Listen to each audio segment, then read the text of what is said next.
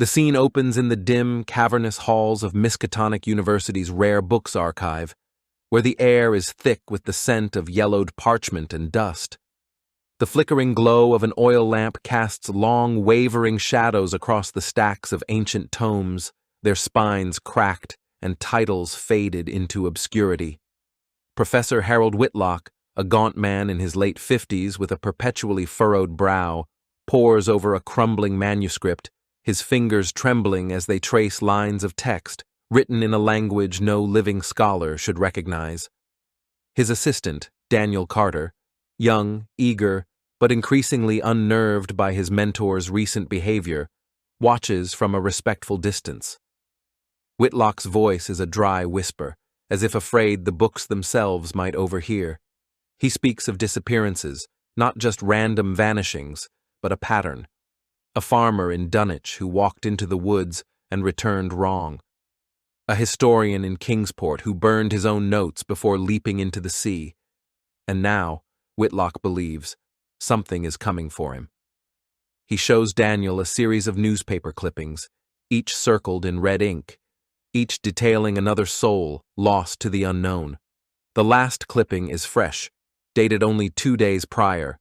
Another scholar, a colleague, found dead in his study, his face frozen in a scream, his body desiccated as though drained of all moisture. Daniel tries to rationalize it, perhaps a cult or some rare poison, but Whitlock shakes his head. He slides a leather-bound journal across the table, its pages filled with jagged, spiraling symbols that seem to shift under the lamplight. "They're not killing them," he murmurs. "They're being taken, prepared." Before Daniel can press further, Whitlock abruptly stands, knocking over his chair. His eyes dart to the darkened corners of the room. "Did you hear that?" he hisses. Daniel hears nothing but the settling of old wood. Whitlock's paranoia is palpable, his breath coming in short, panicked gasps. He scribbles an address on a scrap of paper. "If I'm gone, go here. Don't trust the police." And shoves it into Daniel's hands. Then, with a final haunted glance at the shadows, he flees into the night. The next morning, Daniel arrives at Whitlock's office to find the door ajar, the room in disarray. Books lie scattered, their pages torn. The professor's chair is overturned, his coat still draped over the back, as if he vanished mid-thought. And on the desk, resting atop a pile of notes, is a single, grotesque artifact. A withered, blackened hand, its fingers curled into a claw, the flesh mummified as though aged centuries in an instant. The air smells of ozone and something older, something wrong. Daniel reaches for the hand, and the moment his skin makes contact, the room's single light bulb explodes in a shower of sparks. In the sudden darkness, something laughs, a sound like grinding bones coming from nowhere and everywhere at once. The scene ends with Daniel staggering back, the address crumpled in his fist, the weight of his mentor's warning settling over him like a shroud. Whatever took Whitlock is still out there, and now it knows Daniel has the journal. The air in Professor Whitlock's office is thick with the scent of old paper and something darker, a metallic tang, like dried blood. Daniel Carter stands frozen in the doorway, his pulse hammering in his throat. The room is a disaster, books ripped from shelves, drawers yanked open, papers strewn across the floor as though a storm had passed through. But it's the silence that unnerves him most. No sign of forced entry. No sign of Whitlock. Just that thing on the desk, the blackened, withered hand, its fingers curled like dead roots. Daniel forces himself to step inside. His shoes crunch over broken glass, the remains of a shattered oil lamp, its fuel long since evaporated. He moves cautiously, half expecting something to lunge from the shadows. His eyes dart to Whitlock's bookshelf, where the professor kept his most dangerous texts. The gaps are conspicuous. Someone was looking for something. Then he sees it. Tucked behind a false panel in the desk, a trick Daniel only knows because Whitlock once showed him, is a book. Not just any book. The Codex of the Black Stars. The cover is a sickening shade of leather, too smooth, too wrong. It looks almost like flesh, stretched and stitched. There are no words on the spine, only a single symbol, a twisted spiral that seems to shift when Daniel isn't looking directly at it. He hesitates. Whitlock's warning echoes in his mind. Don't trust the police. But the professor never said anything about this. Against his better judgment, Daniel reaches for the book. The moment his fingers brush the cover, a jolt runs through him, not pain, but something worse. A presence. The air in the room grows heavy, as though the walls themselves are breathing. The book is warm, alive. He opens it. The pages are filled with jagged alien script, symbols that writhe like insects under his gaze. Some passages are underlined in what looks like dried blood. Others are defaced with frantic scribbles, Whitlock's handwriting but erratic, desperate. They hear us, one note reads. The black stars are not stars, they are eyes. Daniel's vision blurs. The words seem to whisper in his mind, a chorus of voices just beyond comprehension. He flips to a marked page, a ritual diagram, a circle of twisted sigils surrounding a monstrous tentacled shape. At the bottom, scrawled in Whitlock's hand, the equinox. They will rise. Then, a sound. A click from the hallway. Daniel slams the book shut, heart pounding. The whispering stops. The air goes still. The door creaks open. A woman stands there, sharp-eyed, dressed in a rumpled trench coat. Eleanor Voss, a journalist for the Arkham Advertiser, her camera slung around her neck. Behind her looms a broad-shouldered man with a scarred face, Jack Mercer, a private investigator with a reputation for handling strange cases. Daniel Carter. Eleanor's voice is calm, but her gaze flicks to the chaos around them. We need to talk about Whitlock. Jack steps forward, his eyes locking onto the book in Daniel's hands. His expression darkens. That thing, he growls, is why people are dying. And then, from somewhere deep in the walls, or perhaps from inside Daniel's own skull, comes a low, guttural laugh. The road to Innsmouth is a decaying ribbon of cracked asphalt, winding through dense pine forests that seem to press in from all sides. Daniel sits in the back seat of Jack Mercer's battered Ford, the Codex of the Black Stars wrapped in oilcloth and shoved deep into his satchel. It hasn't made a sound since they left Arkham, but he can still feel it. A dull, insistent throb against his leg, like a second heartbeat. Eleanor Voss thumbs through her notepad in the passenger seat, her sharp eyes scanning the cryptic address Whitlock left behind. Fisherman's Haven, Innsmouth, she reads aloud. Sounds charming. Jack's grip tightens on the wheel. It's not. The moment they cross the town line, the air changes. A thick, briny fog rolls in off the sea, clinging to the streets like a sickness. The buildings here sag on their foundations, their wood warped and blackened by decades of salt and damp. The few locals they pass move with an odd, shambling gait, their faces gaunt, their eyes too wide. They stare a beat too long as the car rolls by. Friendly bunch, Daniel mutters. Jack parks outside the Fisherman's Haven, a dilapidated tavern with a rusted anchor hanging above the door. The smell of stale beer and rotting fish hits them before they even step inside. The bar falls silent the moment they enter. A dozen pairs of eyes lock onto them, pale, almost glassy eyes. The bartender, a grizzled man with a twisted spine and gnarled fingers, wipes a dirty rag across the counter. Ain't seen outsiders in a while, he rasps. What brings you to Innsmouth? Eleanor flashes a practiced smile, sliding onto a stool. Research. We're looking into some old local customs, folklore. The bartender's lips curl, revealing yellowed teeth. Folklore, he snorts. You mean the Order of Dagon?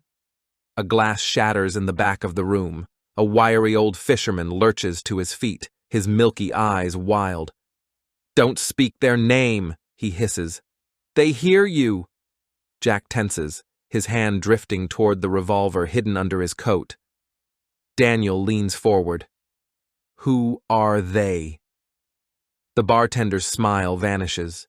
He leans in, his breath reeking of cheap whiskey and something rotten. The ones who wait below, the ones who promised us. His voice drops to a whisper. You ain't here for stories. You're here 'cause you found something. And now they found you. Before Daniel can respond, a hand clamps onto his shoulder. Cold, clammy, wrong. He whirls to see a gaunt figure in a water-stained coat, his skin mottled with strange, scaly patches. The man's lips move, but the voice that comes out is wet, gurgling like a throat full of seawater. The equinox comes, the old ones rise, and you... His grip tightens. You will be offered. Then, without warning, the man's eyes burst, a viscous black fluid oozing down his cheeks. He collapses, convulsing, his mouth stretching impossibly wide as a final guttural word tears free. Yahanthlai! The bar erupts into chaos. Patrons scramble back, some hissing prayers, others fleeing into the fog-choked night. The bartender snarls, Get out! Now! As they bolt for the door, Daniel catches a glimpse of the fisherman's face, his skin splitting, something dark and glistening writhing beneath. And from the shadows of the alleyways, laughter follows them back to the car. The slithering sound grows louder, a wet, rhythmic scraping against stone. The flashlight flickers again. This time, it dies completely.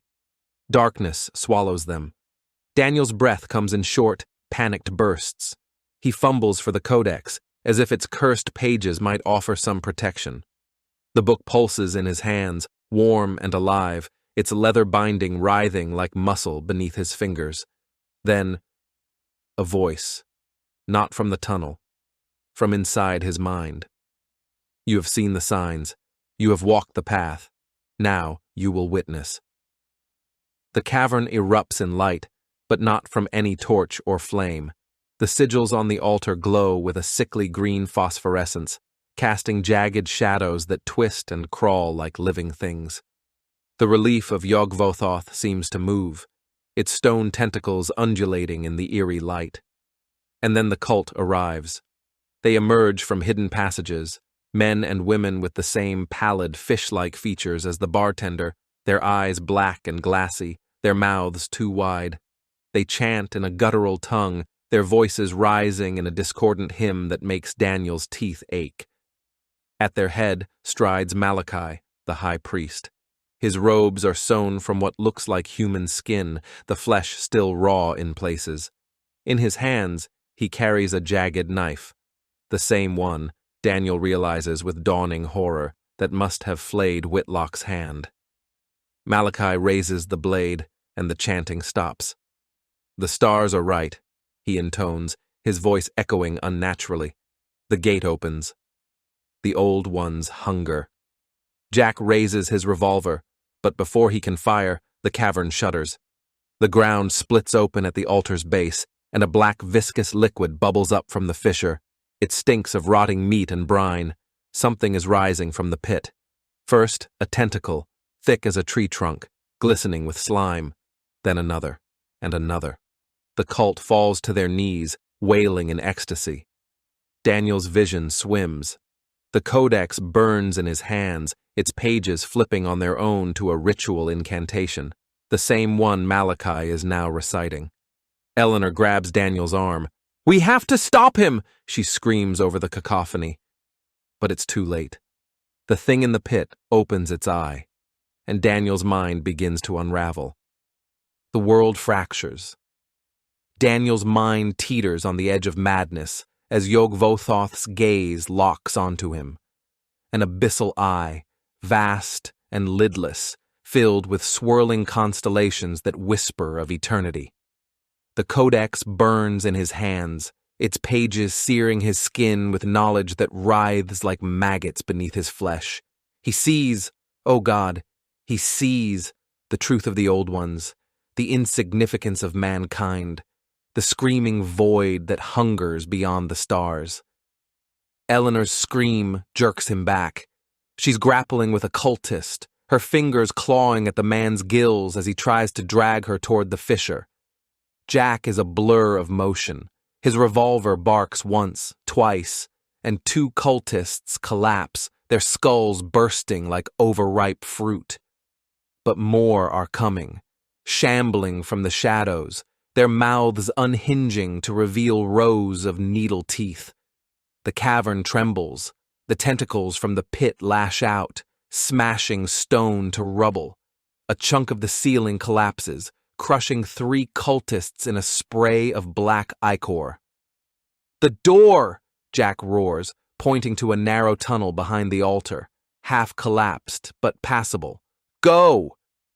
Daniel stumbles forward, the codex clutched to his chest, like a dying man clinging to a prayer.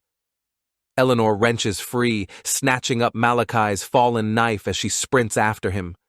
Jack covers their retreat, firing until his hammer clicks on empty chambers. Malachi rises from his knees, his robes in tatters, his skin splitting as something stirs beneath it. "You cannot flee the inevitable," he howls, his voice no longer entirely human. Jack doesn't hesitate. He hurls his revolver, not at Malachi, but at the unstable ceiling above the high priest. The shot strikes true. Stone groans. Then the world comes down. The tunnel shakes as the cavern collapses behind them, dust and screams choking the air. They run, blind and bleeding, through the labyrinth of dripping stone. The walls pulse around them, as if the earth itself is alive. Then, cold air, the storm, the ragged outline of Devil's Reef against the night sky. They collapse onto the rocks, gasping. Behind them, the sea churns, waves crashing violently against the cliffs. Something big moves beneath the water. Eleanor grips Daniel's shoulder. "We have to move. Now." But Daniel doesn't answer. He's staring at the codex. Its pages are blank. Every word, every sigil, gone. And in his mind, the whispers remain. The sanitarium walls are the color of curdled milk. Daniel sits by the barred window, his fingers twitching against his knees in a rhythm that matches the dripping faucet down the hall. Outside, the autumn wind rattles the trees, their skeletal branches clawing at the sky. The doctors say he's suffering from acute psychological distress, shell shock perhaps, or the lingering trauma of Whitlock's disappearance. Eleanor sits across from him, her usual sharpness dulled by exhaustion. The cuts on her face have healed into thin white scars, but her eyes are older now, shadowed by things she won't name. She slides a newspaper across the table. The headline reads, she lowers her voice. "Jack's gone, left town 2 days ago. Didn't say where." She hesitates. "But he left you this." "The codex is empty, yes, but its words aren't gone. They're in him now, slithering through his thoughts like worms in dead flesh. He dreams of the altar, of Malachi's knife, of the eye in the dark. And sometimes, when the moon is full, he wakes to the taste of salt on his tongue, his sheets damp with seawater that shouldn't exist." She pulls out a scrap of paper from her pocket, covered in Daniel's handwriting, except he doesn't remember writing it.